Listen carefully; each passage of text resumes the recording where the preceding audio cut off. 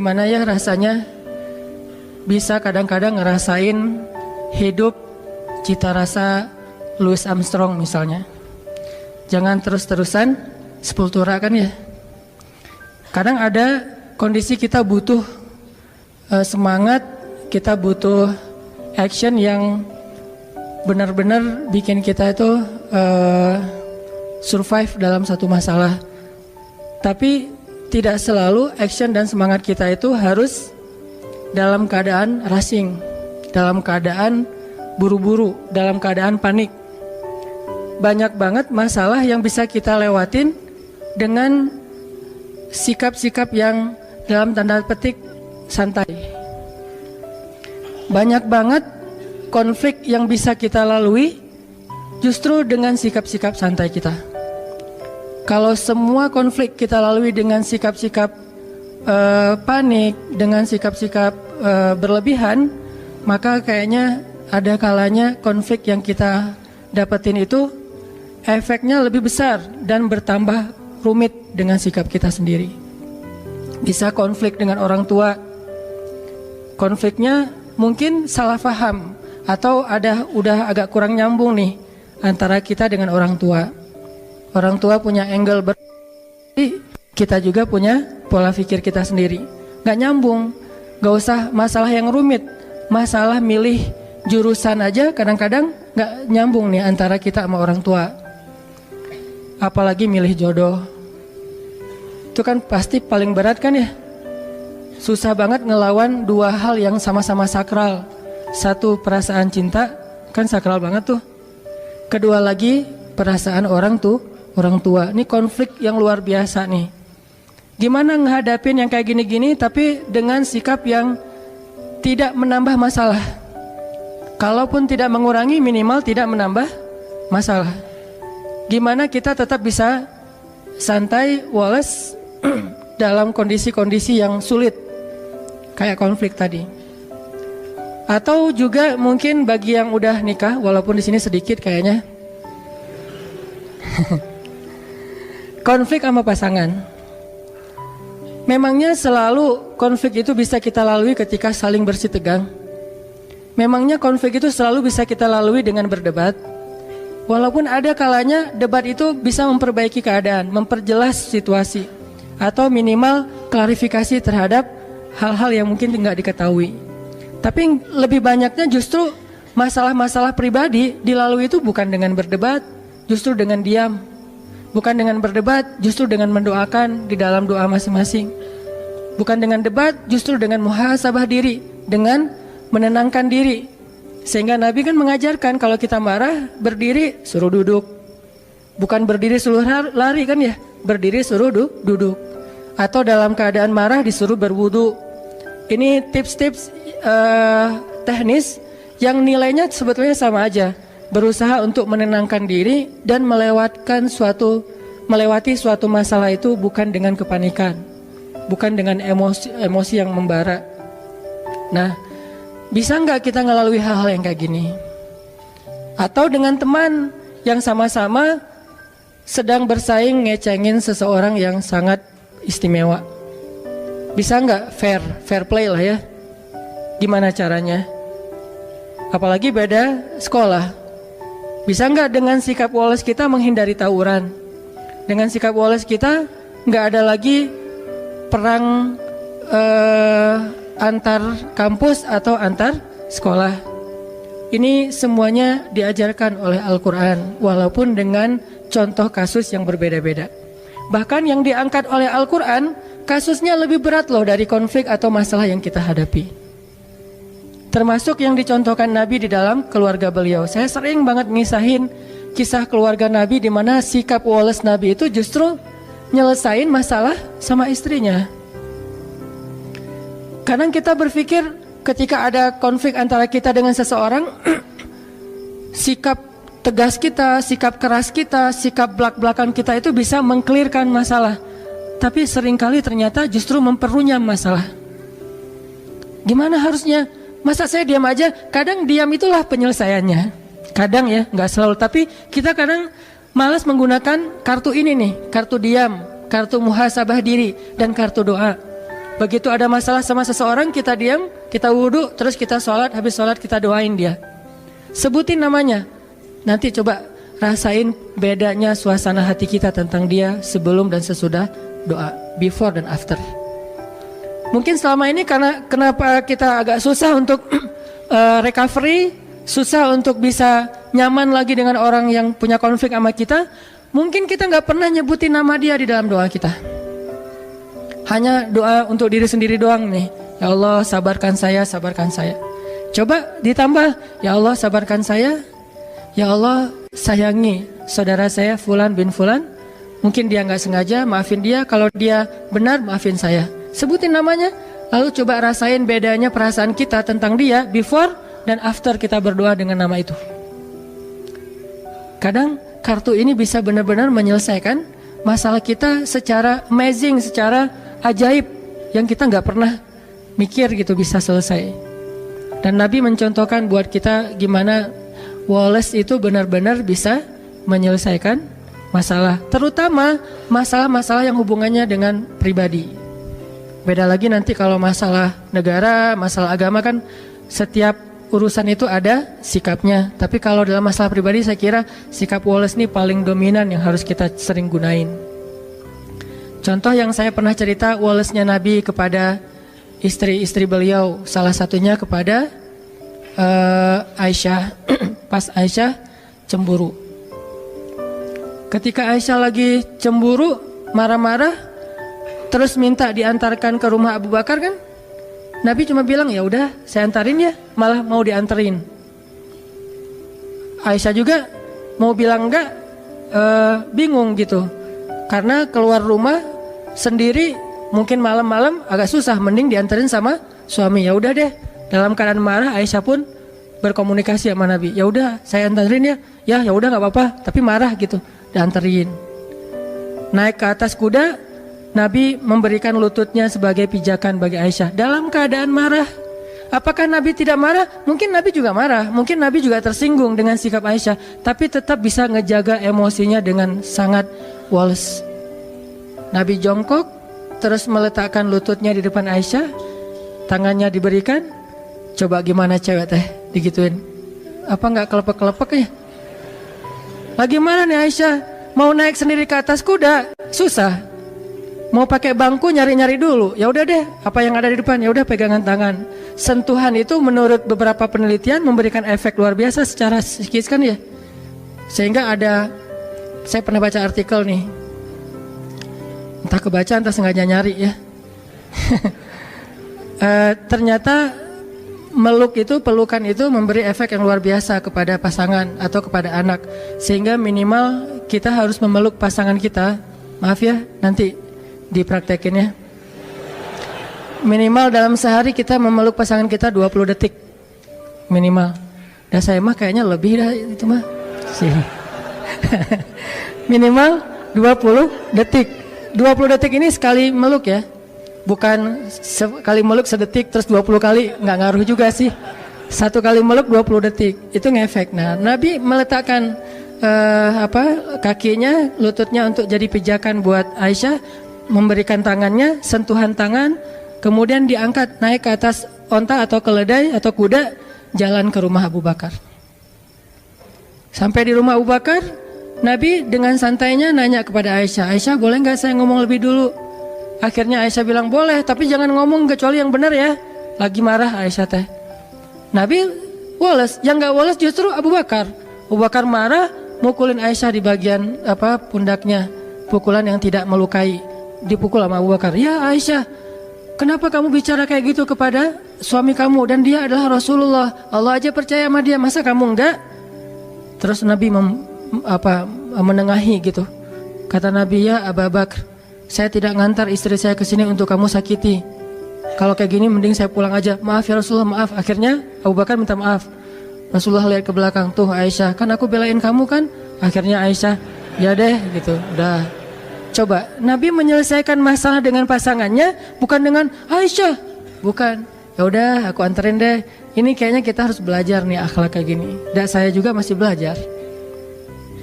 Kalau teman-teman nggak apa-apa kalau nggak belajar, karena juga nggak tahu praktekin ke siapa kan. Nanti aja deh belajarnya. Sekarang dengerin aja dulu.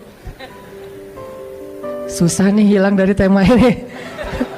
Tuh Wallace menyelesaikan masalah. Gimana caranya hidup dengan cita rasa Louis Armstrong tadi misalnya, dalam tanda petik gitu. Walaupun kadang butuh cita rasa sepultura gitu, ketika kita lagi dalam keadaan semangat pengen sukses apa segala macam, butuh rushing kayak gitu. Tapi ini dalam kondisi yang sulit, dalam kondisi yang tertekan, dalam kondisi konflik, kadang memang Louis Armstrong itu menjadi cara buat kita menyelesaikan masalah. Ibarat orang lagi sakit kepala, kadang bukan minum obat yang pahit obatnya, tapi tidur. Dia tidur, selesai. Ketika orang lapar, kadang-kadang bukan makan nasi, tetapi ketemu teman bisa hilang laparnya. Teman TTM. Nah, ini semuanya masuk dalam materi tentang gimana punya sifat yang wikor. Wikor itu atau sakinatun wakor. Gimana itu? Contohnya dalam sholat. Nabi mengajarkan kita tentang Wallace justru dengan praktek sholat. Gimana Wallace dalam sholat? Salah satunya adalah ajaran Nabi, kalau kita datang ke masjid dan kita mendengar di masjid orang udah mulai sholat, imam udah takbir, maka jalanlah dalam keadaan sakinatun wakor, dalam keadaan tenang dan gak usah terburu-buru. Di situ diajarkan. Padahal kita mau menghadap Allah, padahal kita akan kehilangan banyak keistimewaan takbiratul ihram bareng dengan imam, shaf pertama, banyak kebaikan yang kita akan kehilangan. Tapi tetap aja ada toleransi dari Allah melalui Rasulullah. Udah aja santai dah, gak usah terlalu diburu-buru. Daripada kita lari terus ngos-ngosan takbir, baca doanya juga gak khusyuk.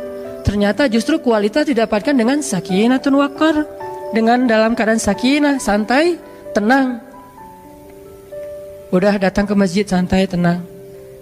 Sehingga ketika ada seorang sahabat keliru dalam bab ini, gak salah tapi keliru, Nabi menasihati dia kan. Dia masuk ke gerbang masjid, ke pintu masjid, dia ngelihat Nabi dan sahabat sudah ruku. Akhirnya dia takbir di pintu masjid, dia ruku di pintu masjid, dia jalan sambil ruku ke arah shaf. Kan ada yang kayak gitu, Bakroh bin siapa gitu. Selesai sholat dia curhat, Rasul saya tadi sholatnya lucu loh, model baru gitu. Saya nyebutnya tutorial sholat ala Bakroh. Gimana tutorial sholat ala kamu? Saya sholatnya tadi rukunya di pintu masjid, terus sambil ruku sambil jalan, karena takut ketinggalan rakaat pertama. Ini juga dalil bagi sebagian ulama bahwa ruku itu masuk dalam rakaat pertama. Tapi sebagian yang lain berpendapat berbeda. Masing-masing punya mazhab lah. Kita respect dengan semua mazhab. Nah, Nabi ngasih tahu, ya udah besok-besok jangan gitu lagi ya. Coba. Nabi juga ngasih taunya Wallace tapi nyelesain masalah, bukan Wallace diam pasif ya. Wallace tapi nyelesain masalah, nggak marah-marah. Apaan kamu nih sholat kok dibuat-buat, kan saya nggak pernah ngajarin, dasar bid'ah. Nggak pernah Nabi ngomong kayak gitu. Santai aja ngomongnya tuh. Nggak usah tarik deh gitu ya. Biasa aja, nggak usah nyolot kalau bahasa anak ini mah. Ternyata Nabi juga nggak nyolot dalam masalah-masalah sepele kayak gini. Nabi cuma bilang, ya udah besok-besok jangan diulang ya. Kalimat inilah yang membuat para sahabat para ulama beda pendapat. Ada yang bilang, oh berarti itu nggak boleh. Jadi harus ditambah 1 rakaat, nggak boleh kayak gitu. Ada yang bilang, oh itu boleh, cuman makruh. Buktinya Nabi mengatakan, ya udah besok-besok jangan diulang. Seandainya nggak sah, pasti Nabi suruh ulang. Jadi beda pendapat di antara ulama. Yang jelas teksnya mah kurang lebih Nabi itu Wallace banget menyelesaikan masalah. Ada sahabat yang lebih ekstrim lagi nih, Wallace-nya Nabi dalam dakwah kepada laki-laki Badui yang buang air kecil di masjid. Itu kan simbol Wallace Nabi paling keren tuh. Walaupun saya ngebahas hadis ini, jangan berpikir saya mampu kayak gitu. Kayaknya nggak mampu. Bayangin masjid, bukan masjid yang dibangun orang terus kita datang, enggak. Masjid yang kita bangun dari nol, jerih payah kita banget nih. Kita datang dari Mekah ke Madinah, di Madinah tuh belum ada apa-apa. Kita bangun masjid itu dari nol banget. Kita bangun gotong royong, udah jadi masjidnya, tikar-tikarnya udah digelarin, duduk dengan para sahabat, udah capek lelah istirahat. Tiba-tiba datang seorang laki-laki yang entah dari mana, gak jelas, gak dikenal, main buang air kecil aja tuh di pojok masjid. Dia kira ini toilet umum, main buang aja di situ. Sahabat ngeliat itu sekelas Umar udah ngeluarin pedang tuh. Umar udah sap langsung, hampir digini-giniin sama Umar. Wah, ini nggak tahu nih. Umar udah ngeluarin pedang, sahabat-sahabat lain udah merah mukanya, udah mau digebukin aja udah merah-merah.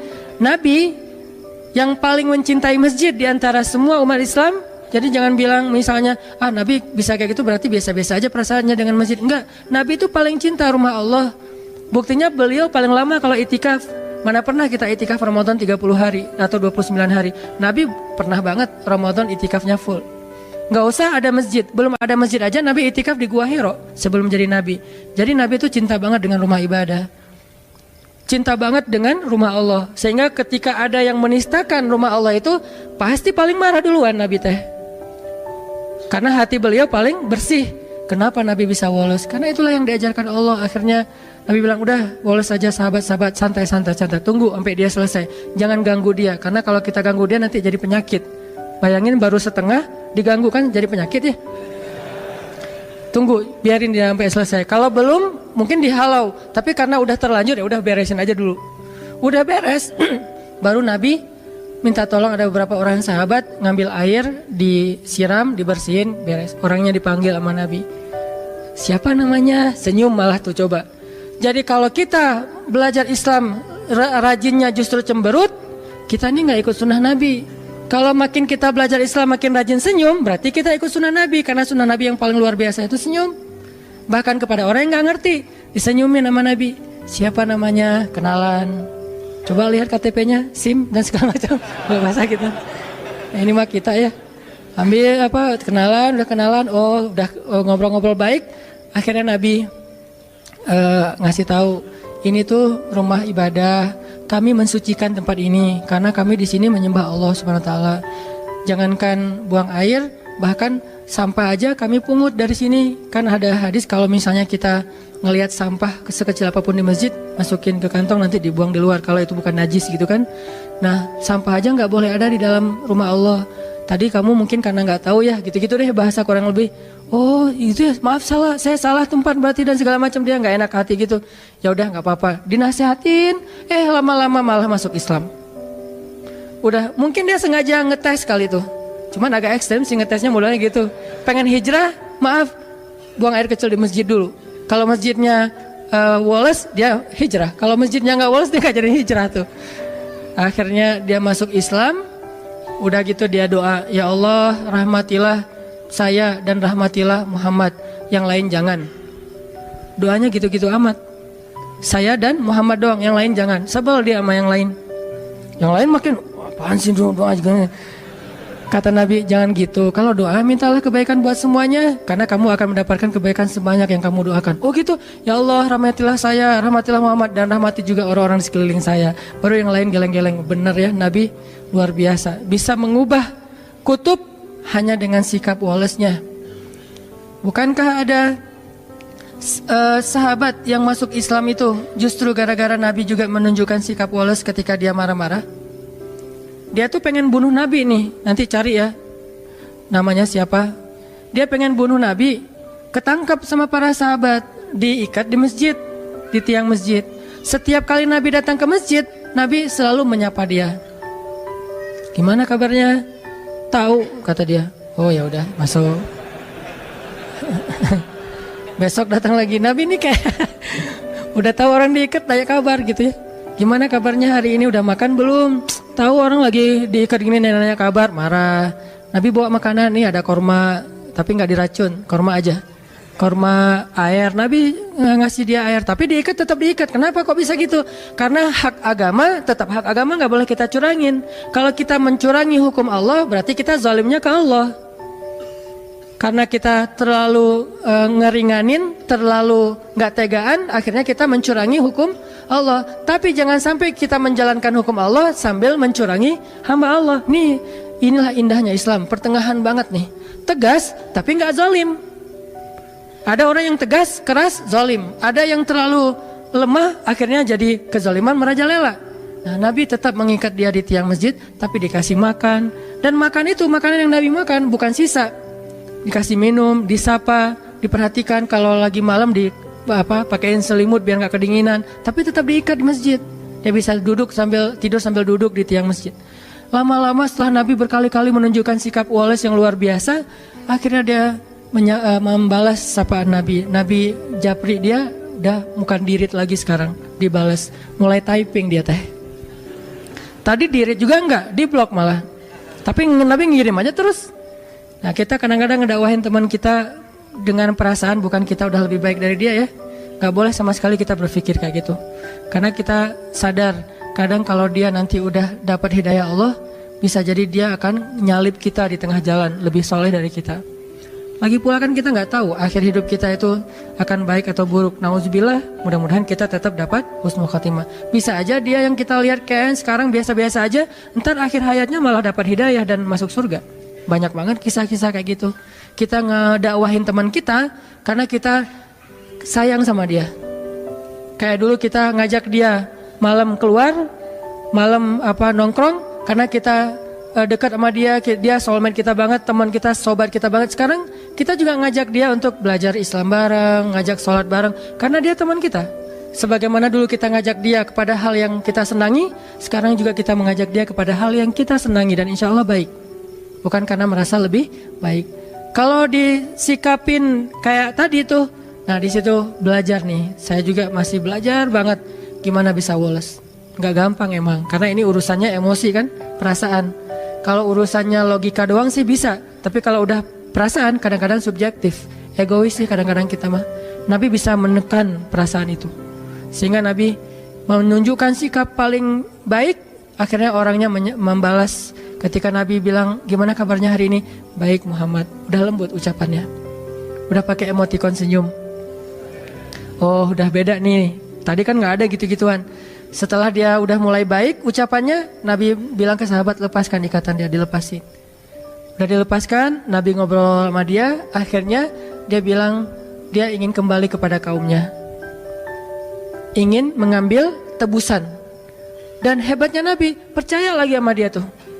Nabi memberikan kepercayaan itu sebagai bentuk menunjukkan sikap Nabi yang luar biasa. Orang yang pengen bunuh Nabi malah ketika berjanji akan mengambil tebusan terhadap dirinya, karena kan suasana perang berarti harus menebus ya. Nabi percaya, udah pulang aja. Kalau kamu menebus, datanglah kembali. Cuman sebelum dia pulang, Nabi nyuruh dia mandi. Nah ini ada pelajaran juga. Ternyata mandi itu bukan soal ketika kita mau malam mingguan doang. Mau ke masjid juga kita sebaiknya mandi walaupun bukan hari Jumat. Dan ini bukan hal wajib sih. Kenapa? Ternyata mandi itu memberi efek dapat hidayah. Dia mandi seperti orang mandi junub, mandi besar. Setelah selesai mandi, tiba-tiba dia dapat hidayah. Baru dia syahadah, dia masuk Islam, dia pulang ke kaumnya, dia dakwahin kaumnya. Lewat mandi Allah memberikan. Kenapa dia bisa dapat hidayah setelah mandi? Sempurna hidayahnya. Kalau sebelum mandi, dia dapat respect dulu kepada Islam, interest dulu kepada Islam. Tapi puncaknya setelah mandi. Kenapa? Allah suka kepada orang yang bersih. Akhirnya dia dapat hidayah dan seterusnya. Ini sikap-sikap Nabi yang luar biasa Wallace terhadap orang lain.